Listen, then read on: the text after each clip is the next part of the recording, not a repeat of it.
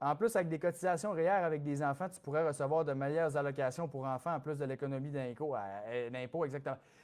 Chaque cas est analysé, c'est en plein ça. Ce que tu dis là, c'est vraiment excellent. Ça, c'est un point majeur pour les REER, vraiment. Là, c'est que tu diminues ton revenu imposable. Fait que ce que ça fait, c'est que quand tu diminues ton revenu imposable, c'est là que ça peut augmenter les allocations, les crédits d'impôt, les ci, les ça.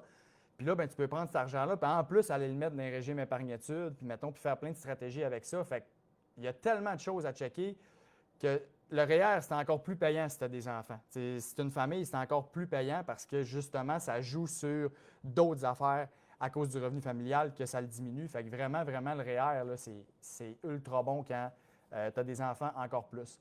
Je vais juste aller checker. Le son est bien correct.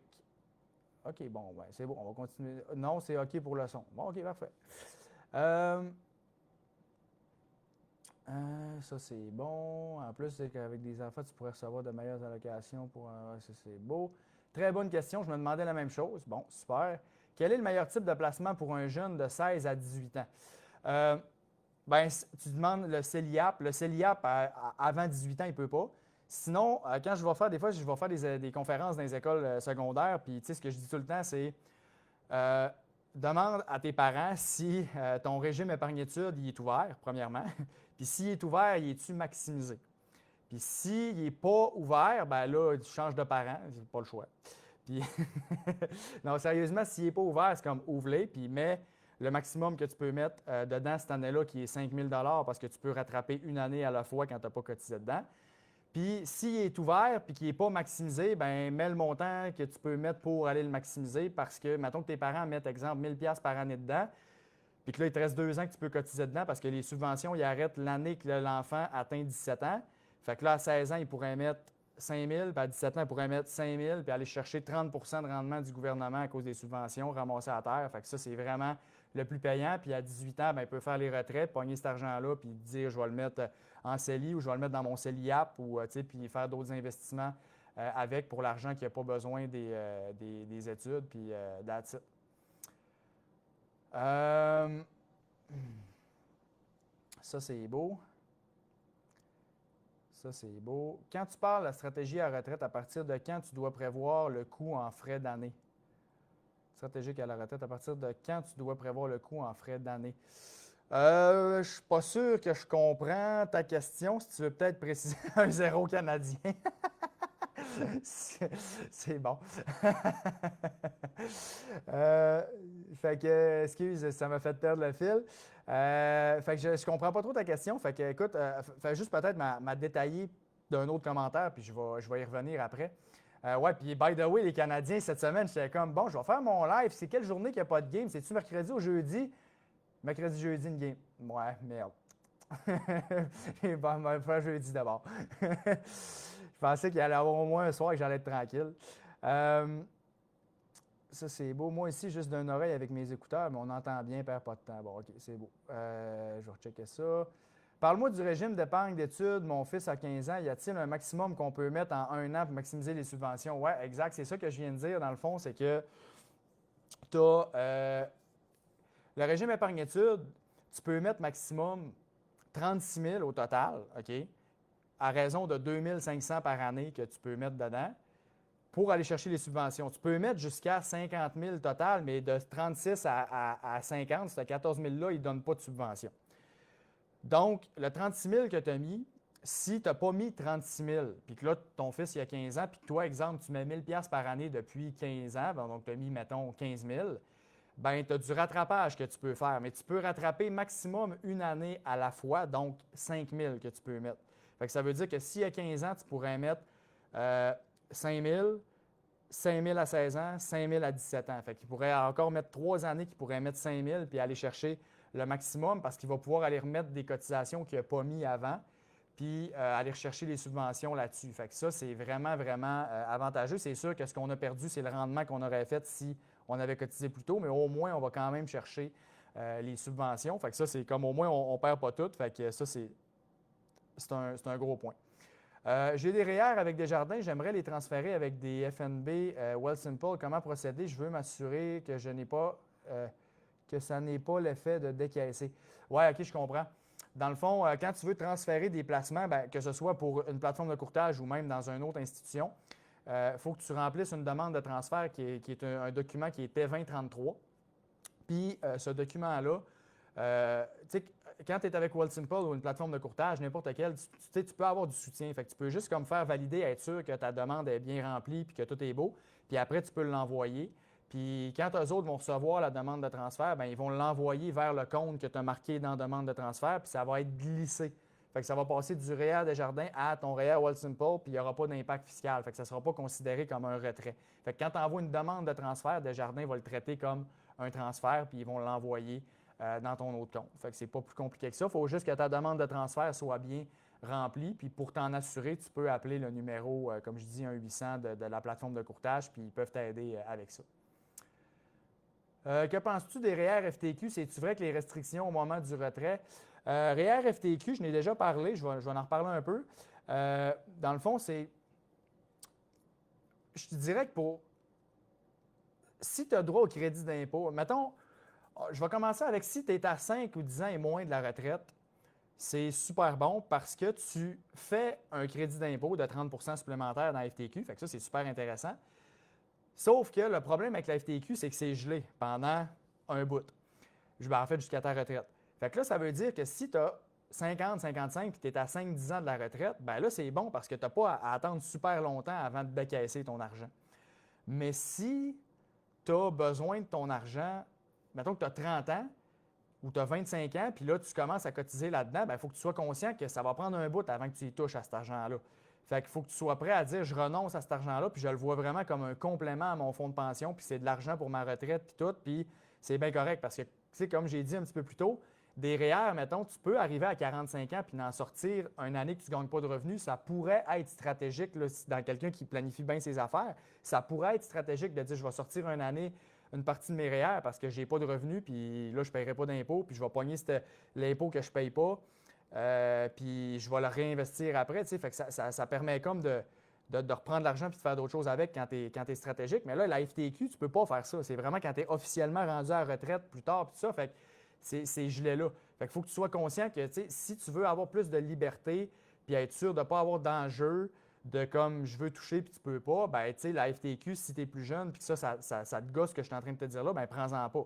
Mais si c'est vraiment de l'argent que tu dis, moi, je veux vraiment, écoute, c'est 60 ans que je vais toucher ça, puis c'est un complément à mon fonds de pension, là, ça a du bon sens. Puis après ça, même affaire avec le crédit d'impôt. Si tu as droit au crédit d'impôt, c'est bon, mais si tu n'as pas droit au crédit d'impôt, mettons, parce qu'à partir de 2027, quand tu vas gagner plus que c'est 112 655, là, pas loin de 113 000, là, quand tu vas gagner plus que ça, tu n'auras pas droit au crédit d'impôt. Donc là, cotiser dans la FTQ, quand tu n'as pas le 30 supplémentaire, c'est pas mal moins cool là, parce que ton rendement d'FTQ, il est correct, mais il n'est rien d'exceptionnel par rapport à ce que tu pourrais faire dans d'autres investissements. Puis en plus, ton argent est gelé. Fait que là, tu es comme pourquoi tu investirais dans quelque chose qui n'est pas si hot que ça au niveau du rendement quand tu n'as pas le crédit d'impôt, puis qui est gelé en plus. Tu comprends? Fait que tu es comme tant qu'à ça, je vais aller me mettre dans un FNB indiciel qui va me rapporter plus puis que je peux toucher n'importe quand. Okay? Fait que la FTQ, si tu as le crédit d'impôt, généralement, c'est bon, encore plus si tu es plus proche de la retraite. Puis si tu n'as pas le crédit d'impôt, c'est moyen. Puis si tu es jeune puis que ça te gosse de ne pas avoir accès à l'argent, c'est moyen aussi. OK? Si un parent avait ouvert le régime épargne-études mais ne cotise plus, est-ce que l'autre parent peut en ouvrir car c'était seulement au nom du père? Oui, tu peux ouvrir un régime pour l'enfant. L'autre parent, il peut. C'est juste que ça prend la signature de la mère pour dire que les subventions, bon, c'est correct. Puis après ça, si l'autre parent ne cotise pas, quand il va avoir de l'argent de réinvesti, ça va aller dans le compte qui a été ouvert tout simplement. Fait que l'autre parent, oui, il peut ouvrir un régime épargne-études sans problème. Je suis dans l'année de mes 71 ans, je vais convertir mes REER dans un fer. Y a-t-il un avantage à effectuer ma sortie fer en début d'année ou en fin d'année? Je dirais que pour être sûr que tout est optimal, c'est vraiment mieux de le faire checker avec quelqu'un qui a toute la situation au complet. Je ne veux pas répondre à ça quand je n'ai pas toutes les données et que je n'ai pas tous les chiffres. Fait que si vous avez un conseiller, j'imagine que vous en avez un si vous êtes rendu à la retraite et vous avez des REER et tout ça, ben, peut-être vérifier avec lui c'est quoi la meilleure option parce que lui, il va vraiment avoir tous les chiffres pour bien répondre à ça. Fait que je ne pourrais pas répondre à cette question-là parce qu'il me manque des données puis je ne voudrais pas induire en erreur. Est-ce qu'on peut cotiser dans le CELI de ses parents s'ils ne l'utilisent pas? Ben, techniquement, non, parce que c'est à tes parents. Je veux dire, tu pourrais dire c'est beau, je vais leur donner de l'argent, ils vont le mettre dans le CELI. Puis après, ils te le redonnent, mais c'est comme légalement, techniquement, non. Ben, je veux dire, l'argent appartient à tes parents. Dans le sens que ils pourraient toujours dire OK, je prends cet argent-là, puis ils font un retrait, puis ils te le redonnent après. Puis je veux dire, bon, OK, mais techniquement, l'argent appartient à tes parents, donc tu ne peux pas cotiser au nom de tes parents. Si tes parents veulent tous garder l'argent, tu n'as aucun recours. C'est de l'argent que tu leur as donné, puis that's it, tu comprends? Fait que c'est comme, c'est à tes parents. Fait que tu ne peux pas utiliser le CELI de quelqu'un d'autre pour répondre simplement à ta question légalement. Mais je veux dire, c'est rendu là, si tu veux t'entendre avec tes parents, c'est à toi, mais légalement, l'argent leur appartient. Salut Frey, on parle souvent de ceux qui font 100, 150, mais un couple sans enfant qui fait 300 000, 400 000. Est-ce qu'il y a d'autres stratégies que REER? Quand tu n'as pas d'enfants au Québec, puis tu gagnes des bons revenus, c'est sûr que tu es moins avantagé pas mal au niveau fiscal. On s'entend, c'est pas mal mieux de gagner 300 000, 400 000 si tu veux t'enrichir le plus rapidement possible puis bien gérer ton argent que de gagner 50 000 par année puis être monoparental, là, on s'entend. Mais je veux dire, par rapport à ce que tu injectes dans le système versus ce que tu reçois, c'est sûr que tu es perdant quand tu gagnes des gros revenus et que tu n'as pas d'enfants versus des familles qui ont des revenus plus modestes puis qui ont des enfants. C'est officiel. Eux autres, ils injectent, mettons, pas tant d'argent en impôts qu'ils ont payés, puis ils récupèrent plus ou ils récupèrent autant que ce qu'ils ont payé d'impôts en allocation puis en tout. T'sais. Fait que vraiment, comme Pierre-Yves McSween l'a déjà dit, le Québec, c'est le paradis fiscal des familles. Fait que, est-ce qu'il y a d'autres stratégies que REER? Là, ça dépend. Si, mettons, tu as une entreprise, je ne sais pas, ton 300 000 400 000, comment tu le gagnes? Là, si tu es salarié, c'est sûr que là, c'est limité, mais si tu as des entreprises, il peut y avoir de la créativité fiscale à avoir. Ça, c'est à checker avec un bon comptable ou un bon plan de fin. Regarder tes affaires. Là, mais oui, il peut y avoir des choses à faire autres que REER, mais si tu es salarié, là, ça commence à être plus difficile. Ça prendrait, mettons, des immeubles à revenus. Puis là, tu pourrais peut-être avoir des avantages, des stratégies à faire avec ça, mais là, il faut que ça te tente d'avoir des immeubles à revenus. Fait que là, je n'ai pas comme toute ta situation. Là, fait que je te donne juste des cues, là, mais je peux pas répondre à ça plus précisément. Mais oui, il peut y avoir des options, mais c'est sûr que tu as moins de cadeaux quand tu gagnes plus. Sauf que tu as la possibilité de t'avantager avec les revenus que tu gagnes, puis faire plus d'investissements, puis quand même être tu peux maximiser ton CELI plus rapidement, puis ça, ben, c'est un énorme avantage à long terme. Fait que c'est ça. La fameuse question, 20 en épargne, du brut ou du net? Quand je parle de 20 10 15 peu importe le pourcentage, c'est tout le temps du brut. Si tu t'aimes mieux dire en net, bien, convertis-le en net, puis fais ce que tu veux, là, mais moi, c'est tout le temps le brut. Fait que si tu gagnes 100 000, il faut que tu sois capable de mettre au moins 10 000 par année de côté, minimum, pour dire que tu es en bonne santé financière. Donc, c'est tout le temps le brut, la règle. La règle du pouce, c'est ça. Parce qu'en plus, si tu le mets en REER, dans le fond, c'est que tu récupères ton impôt. Fait que techniquement, c'est du brut que tu cotises quand tu cotises dans un REER. Fait que, parce que tu reçois ton économie d'impôt. C'est comme si tu n'avais pas payé d'impôt, dans le fond. Fait que c'est pour ça. Comment je fais pour savoir si les actions dans mon REER sont des revenus d'intérêt ou au